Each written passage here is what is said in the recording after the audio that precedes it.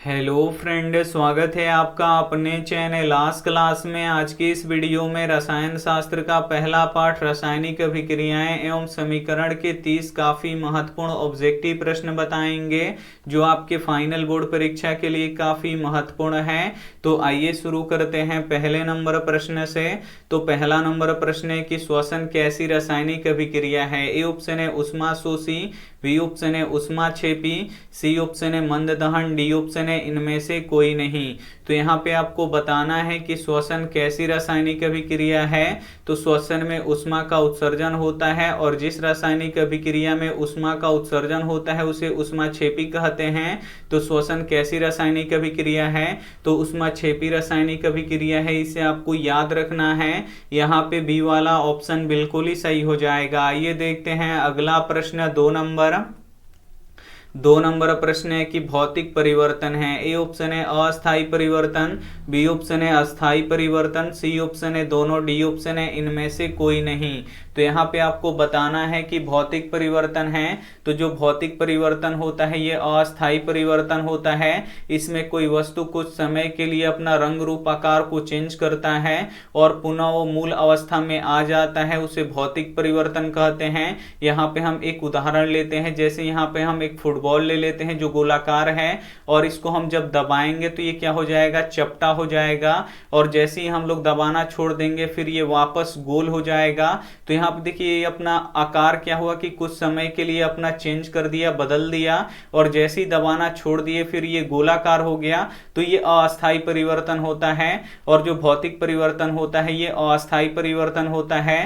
तो यहाँ पे ए वाला ऑप्शन बिल्कुल ही सही हो जाएगा।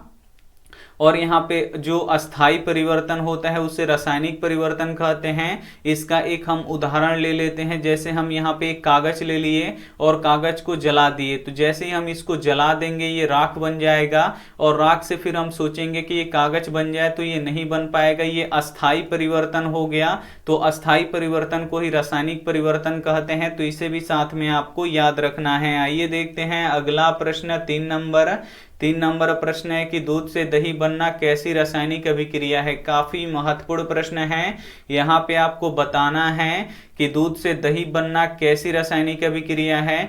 दूध से दही तो बन जाएगा, लेकिन फिर हम सोचेंगे कि दही से वापस फिर दूध बना लें, तो ये नहीं बन पाएगा। और जब ये नहीं बन पाएगा तो ये कौन सा परिवर्तन हुआ, तो ये रासायनिक परिवर्तन हुआ। तो यहाँ पे बी वाला ऑप्शन बिल्कुल ही सही हो जाएगा। आइए देखते हैं अगला प्रश्न। चार नंबर प्रश्न है कि किसे चाकू से काटा जा सकता है। ए ऑप्शन है लोहा को, बी ऑप्शन है चांदी को, सी ऑप्शन है लिथियम और सोडियम को, डी ऑप्शन है लेड को। काफी महत्वपूर्ण प्रश्न है और ये प्रश्न बोर्ड परीक्षा में बहुत बार पूछा गया है, इसे आपको याद रखना है। यहाँ पे आपसे पूछा गया है कि किसे चाकू से काटा जा सकता है। तो लिथियम और सोडियम को चाकू से हम काट सकते हैं। यहाँ पे सी वाला ऑप्शन बिल्कुल ही सही हो जाएगा। आइए देखते हैं अगला प्रश्न। पांच नंबर प्रश्न है कि कौन कमरे के ताप पर द्रव होता है। ए ऑप्शन है Hg यानी पारा, बी ऑप्शन है Cl यानी क्लोरीन, सी ऑप्शन है Na यानी सोडियम, डी ऑप्शन है Mg यानी मैग्नीशियम। तो यहाँ पे आपको बताना है कि कौन कमरे के ताप पर द्रव होता है। तो जो पारा यानी जो मरकरी होता है ये कमरे के ताप पर द्रव होता है, इसे आपको याद रखना है। यहाँ पे ए वाला ऑप्शन बिल्कुल ही सही हो जाएगा। काफी महत्वपूर्ण ऑब्जेक्टिव प्रश्न बताएंगे। तो एक भी प्रश्न आप लोग स्किप मत कीजिएगा। वीडियो को प्लीज आप लोग शुरू से लेके अंत तक देखिएगा। और वीडियो को अभी तक आप लाइक नहीं किए तो प्लीज आप लोग वीडियो को लाइक भी कर दीजिएगा। आइए देखते हैं अगला प्रश्न। 6 नंबर प्रश्न है कि लोहा ऑक्सीजन से संयोग करके क्या बनाता है। ए ऑप्शन है लौह ऑक्साइड, बी ऑप्शन है लौह कार्बोनेट, सी ऑप्शन है लौह सल्फेट, डी ऑप्शन है इनमें से कोई नहीं। तो यहाँ पे आपको बताना है कि लोहा ऑक्सीजन से संयोग करके क्या बनाता है। तो लौह ऑक्साइड बनाता है, इसे आपको याद रखना है। यहाँ पे ए वाला ऑप्शन बिल्कुल ही सही हो जाएगा। आइए देखते हैं अगला प्रश्न। 7 नंबर प्रश्न है कि निम्न में से कौन सा पदार्थ बिना ज्वाला का जलता है। है? ए ऑप्शन है मोमबत्ती, बी ऑप्शन है किरोसिन, सी ऑप्शन है कोयला, डी ऑप्शन है मीथेन गैस। तो यहाँ पे आपको बताना है कि निम्न में से कौन सा पदार्थ बिना ज्वाला का जलता है। तो जो कोयला होता है ये बिना ज्वाला का जलता है। जब हम कोयला को जलाते हैं तो इसमें से ज्वाला नहीं निकलता है, तो ये जो कोयला हुआ ये बिना ज्वाला का जलेगा। यहाँ पे सी वाला ऑप्शन बिल्कुल ही सही हो जाएगा। ये देखते हैं अगला प्रश्न 8 नंबर प्रश्न है कि शरीर में भोजन का पचना कौन सी अभिक्रिया है? ए ऑप्शन है अवकरण, बी ऑप्शन है ऑक्सीकरण, सी ऑप्शन है उदारीकरण, डी ऑप्शन है अपघटन। तो यहाँ पे आपको बताना है कि शरीर में भोजन का पचना कौन सी अभिक्रिया है। तो शरीर में भोजन कैसे पचता है? तो जब हम ऑक्सीजन लेते हैं अंदर, यानी जब हम श्वसन की क्रिया करते हैं तो हमारा भोजन क्या होता है, पचता है। और देखिए श्वसन की क्रिया में किस गैस का उपयोग हम करते हैं, तो ऑक्सीजन का उपयोग करते हैं।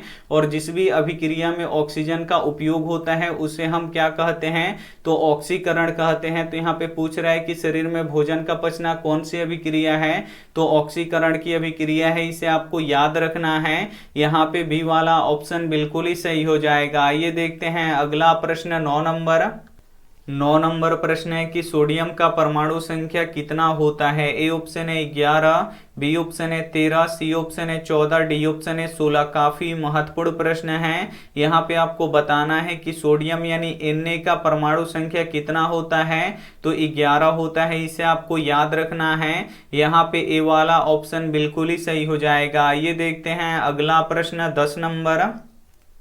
10 नंबर प्रश्न है कि लाफिंग गैस का रासायनिक सूत्र क्या होता है? ए ऑप्शन है N2O, बी ऑप्शन है N2, सी ऑप्शन है SO2, डी ऑप्शन है O2। तो यहाँ पे आपको बताना है कि लाफिंग गैस का रासायनिक सूत्र क्या होता है, तो N2O होता है, इसे आपको याद रखना है। यहाँ पे ए वाला ऑप्शन बिल्कुल ही सही हो जाएगा। ये देखते हैं अगला प्रश्न है 11 नंबर प्रश्न है कि निम्न में से कौन सबसे अधिक विद्युत ऋणात्मक तत्व है? ए ऑप्शन है Cl यानी क्लोरीन, बी ऑप्शन है F यानी फ्लोरीन, सी ऑप्शन है Br यानी ब्रोमीन, डी ऑप्शन है I यानी आयोडीन। तो यहाँ पे आपको बताना है कि निम्न में से कौन सबसे अधिक विद्युत ऋणात्मक तत्व है। और ये प्रश्न बोर्ड परीक्षा में बहुत बार पूछा गया है। तो सबसे अधिक विद्युत ऋणात्मक तत्व कौन होता है, तो फ्लोरीन होता है। तो यहाँ पे बी वाला ऑप्शन बिल्कुल ही सही हो जाएगा। ये देखते हैं अगला प्रश्न 12 नंबर प्रश्न है कि सिल्वर क्लोराइड को सूर्य के प्रकाश में रखने पर क्या प्राप्त होता है? ए ऑप्शन है Cu यानी कॉपर, बी ऑप्शन है Ag यानी चांदी, सी ऑप्शन है S, डी ऑप्शन है यहाँ पे Br यानी ब्रोमीन। तो यहाँ पे आपको बताना है कि सिल्वर क्लोराइड को सूर्य के प्रकाश में रखने पर क्या प्राप्त होता है, तो Ag यानी चांदी प्राप्त होता है, इसे आपको याद रखना है। यहाँ पे बी वाला ऑप्शन बिल्कुल ही सही हो जाएगा। ये देखते हैं अगला प्रश्न 13 नंबर प्रश्न है कि रासायनिक अभिक्रिया के दौरान किसी पदार्थ में ऑक्सीजन का ह्रास क्या कहलाता है? ए ऑप्शन है उपचयन, बी ऑप्शन है अपचयन, सी ऑप्शन है संक्षारण, डी ऑप्शन है इनमें से कोई नहीं।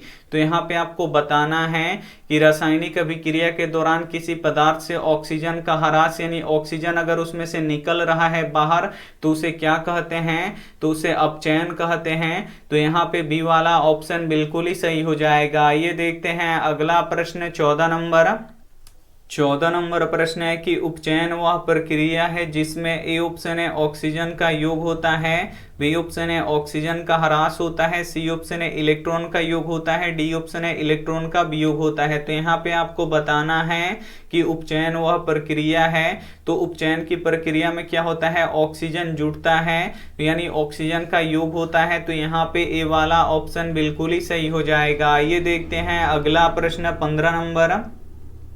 15 नंबर प्रश्न है कि सोडियम को केरोसिन तेल में डुबा के क्यों रखा जाता है? ए ऑप्शन है वाष्प ना बन जाए, बी ऑप्शन है ऑक्सीजन से प्रतिक्रिया से बचाने के लिए, सी ऑप्शन है पिघल ना जाए, डी ऑप्शन है इनमें से कोई नहीं।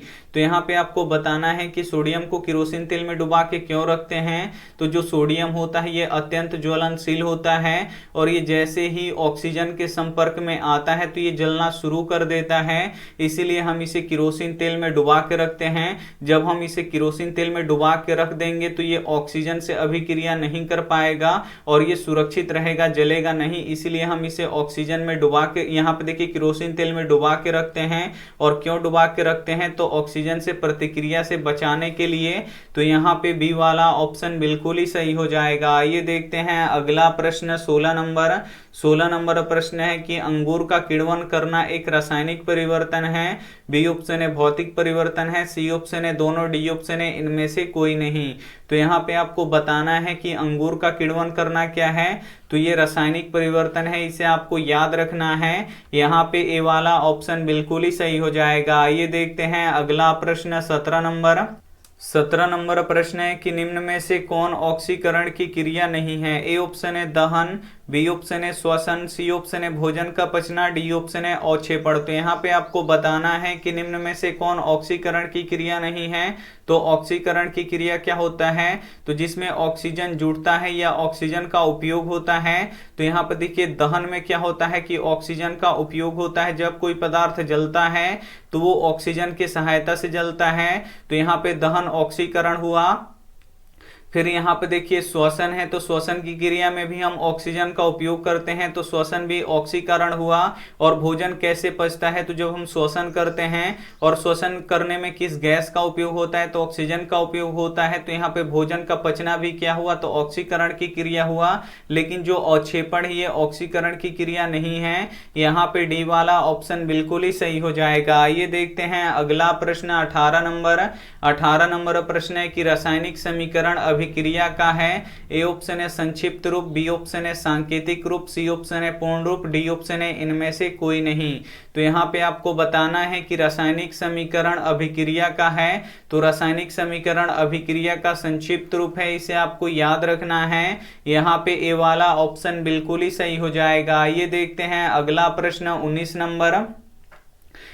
नंबर प्रश्न है कि संगमरमर का रासायनिक सूत्र क्या होता है। यहाँ पे आपको बताना है कि संगमरमर का रासायनिक सूत्र क्या होता है। और ये प्रश्न बोर्ड परीक्षा में बहुत बार पूछा गया है। तो संगमरमर का रासायनिक सूत्र CaCO3 होता है, इसे आपको याद रखना है। यहाँ पे डी वाला ऑप्शन बिल्कुल ही सही हो जाएगा। आइए देखते हैं अगला प्रश्न 20 नंबर प्रश्न है कि संक्षारण किस प्रकार की अभिक्रिया है। ए ऑप्शन है उपचयन की अभिक्रिया, बी ऑप्शन है अपचयन की अभिक्रिया, सी ऑप्शन है संयोजन अभिक्रिया, डी ऑप्शन है अवक्षेपण अभिक्रिया। तो यहाँ पे आपको बताना है कि संक्षारण यानी जंग लगना किस प्रकार की अभिक्रिया है। तो जंग कब लगता है किसी वस्तु में? जब वो ऑक्सीजन से अभिक्रिया करता है, यानी ऑक्सीजन को अपने में जोड़ता है। और जब किसी में ऑक्सीजन जुड़ता है तो उपचयन की अभिक्रिया होता है। तो यहाँ पे देखिए संक्षारण किस प्रकार की अभिक्रिया है? तो उपचयन की अभिक्रिया है। तो यहाँ पे बी वाला ऑप्शन बिल्कुल ही सही हो जाएगा। आइए देखते हैं अगला प्रश्न 21 नंबर प्रश्न है कि चिप्स के पैकेट में कौन सा गैस भरा रहता है। काफी महत्वपूर्ण प्रश्न है ये आपके बोर्ड परीक्षा के लिए। यहाँ पे आपको बताना है कि चिप्स के पैकेट में कौन सा गैस भरा रहता है। ए ऑप्शन है अमोनिया, बी ऑप्शन है नाइट्रोजन, सी ऑप्शन है ऑक्सीजन, डी ऑप्शन है हाइड्रोजन। तो चिप्स के पैकेट में नाइट्रोजन गैस भरा रहता है, इसे आपको याद रखना है। यहाँ पे बी वाला ऑप्शन बिल्कुल ही सही हो जाएगा। आइए देखते हैं अगला प्रश्न 22 नंबर प्रश्न है कि तांबे की वस्तुओं पर हरी परत का जमना क्या कहलाता है। ए ऑप्शन है ऑक्सीकरण, बी ऑप्शन है अवकरण, सी ऑप्शन है संक्षारण, डी ऑप्शन है इनमें से कोई नहीं।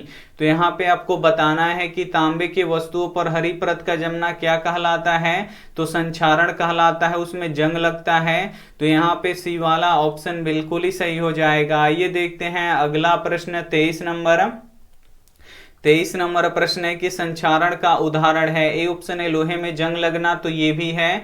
बी ऑप्शन है चांदी की वस्तुओं के ऊपर काली परत का चढ़ना, तो ये भी है। सी ऑप्शन है तांबे के बर्तन पे हरे रंग का परत का बनना, तो ये भी है। यानी इनमें से सभी संक्षारण का उदाहरण है। तो यहाँ पे डी वाला ऑप्शन बिल्कुल ही सही हो जाएगा। आइए देखते हैं अगला प्रश्न 24 नंबर प्रश्न है कि CNG का मुख्य अवयव निम्न में से कौन सा है। ए ऑप्शन है मीथेन, बी ऑप्शन है इथेन, सी ऑप्शन है प्रोपेन, डी ऑप्शन है इनमें से कोई नहीं।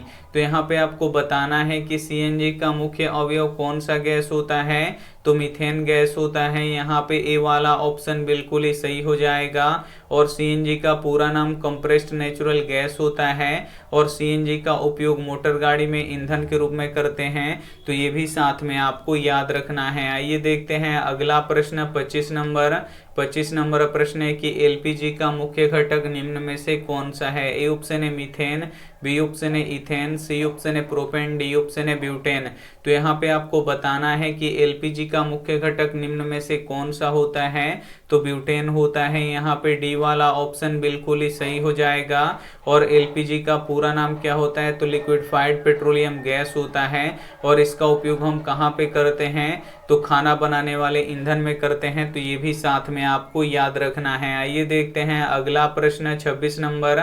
26 नंबर प्रश्न है कि एलपीजी एक गंधहीन गैस है, इसमें गंध के लिए क्या मिलाया जाता है। ए ऑप्शन है मीथेन, बी ऑप्शन है इथेन, सी ऑप्शन है प्रोपेन, डी ऑप्शन है एथिल मार्केप्टोन। तो यहाँ पे आपको बताना है कि एलपीजी एक गंधहीन गैस है, इसमें गंध के लिए क्या मिलाया जाता है, तो एथिल मार्केप्टोन मिलाया जाता है। इसे आपको याद रखना है और ये प्रश्न बोर्ड परीक्षा में बहुत बार पूछा गया है। यहाँ पे डी वाला ऑप्शन बिल्कुल ही सही हो जाएगा। आइए देखते हैं अगला प्रश्न 27 नंबर। 27 नंबर प्रश्न है कि रासायनिक अभिक्रिया में जो पदार्थ भाग लेता है उसे क्या कहते हैं। ए ऑप्शन है अभिकारक, बी ऑप्शन है प्रतिफल या उत्पाद, सी ऑप्शन है दोनों, डी ऑप्शन है इनमें से कोई नहीं। तो यहाँ पे आपको बताना है कि रासायनिक अभिक्रिया में जो पदार्थ भाग लेता है उसे क्या कहते हैं। तो रासायनिक अभिक्रिया में यहाँ पे हाइड्रोजन और ऑक्सीजन भाग ले रहा है, तो इसे हम क्या कहेंगे, अभिकारक कहेंगे। तो यहाँ पे ए वाला ऑप्शन बिल्कुल ही सही हो जाएगा। और रासायनिक अभिक्रिया के फलस्वरूप जो पदार्थ बनता है उसे हम क्या कहते हैं, तो उसे प्रतिफल कहते हैं। तो ये भी साथ में आपको याद रखना है। आइए देखते हैं अगला प्रश्न 28 नंबर। 28 नंबर प्रश्न है कि रासायनिक अभिक्रिया के फलस्वरूप जो पदार्थ बनता है उसे क्या कहते हैं। ए ऑप्शन है अभिकारक, बी ऑप्शन है प्रतिफल या उत्पाद, सी ऑप्शन है दोनों, डी ऑप्शन है इनमें से कोई नहीं। तो यहाँ पे आपको बताना है कि रासायनिक अभिक्रिया के फलस्वरूप जो पदार्थ बनता है उसे क्या कहते हैं, तो उसे प्रतिफल या उत्पाद कहते हैं। तो यहाँ पे बी वाला ऑप्शन बिल्कुल ही सही हो जाएगा। ये देखते हैं अगला प्रश्न 29 नंबर। 29 नंबर प्रश्न है कि नमक का रासायनिक सूत्र क्या होता है। यहाँ पे आपको बताना है कि नमक का रासायनिक सूत्र क्या होता है। तो नमक का रासायनिक सूत्र NaCl होता है, इसे आपको याद रखना है। यहाँ पे ए वाला ऑप्शन बिल्कुल ही सही हो जाएगा। ये देखते हैं अंतिम प्रश्न 30 नंबर। 30 नंबर प्रश्न है कि विरंजक चूर्ण का रासायनिक सूत्र क्या होता है। ए ऑप्शन है NaCl, बी ऑप्शन है COCl2, सी ऑप्शन है CaO, डी ऑप्शन है CaOCl। तो यहाँ पे आपको बताना है कि विरंजक चूर्ण का रासायनिक सूत्र क्या होता है, तो CaOCl2 होता है। इसे आपको याद रखना है, काफी महत्वपूर्ण प्रश्न है। यहाँ पे बी वाला ऑप्शन बिल्कुल ही सही हो जाएगा। यहाँ पे पहले पार्ट से 30 ऑब्जेक्टिव प्रश्न बता चुके हैं, तो इसमें से जो भी प्रश्न आपको याद ना हो तो प्लीज आप लोग उसे नोटबुक पे जरूर याद कर लीजिएगा लिख के। और ये रहा आपके लिए होमवर्क प्रश्न, इसका जवाब आपको कमेंट बॉक्स में देना है कि निम्न में से कौन एक उभयलिंगी जंतु है। ए ऑप्शन है केंचुआ, बी ऑप्शन है कुत्ता, सी ऑप्शन है बकरी, डी ऑप्शन है बिल्ली। तो जो भी ऑप्शन आपको सही लगे वो आप हमें कमेंट करके जरूर बताइएगा। और वीडियो को अभी तक आप लाइक नहीं किए तो वीडियो को लाइक कीजिए, अपने दोस्तों के पास शेयर कीजिए। चैनल को सब्सक्राइब नहीं किए तो चैनल को सब्सक्राइब कीजिए। Thank you for watching. मिलते हैं अगले वीडियो में, तब तक अपना ध्यान रखिए, मन लगा के पढ़ाई कीजिए। Take care and bye.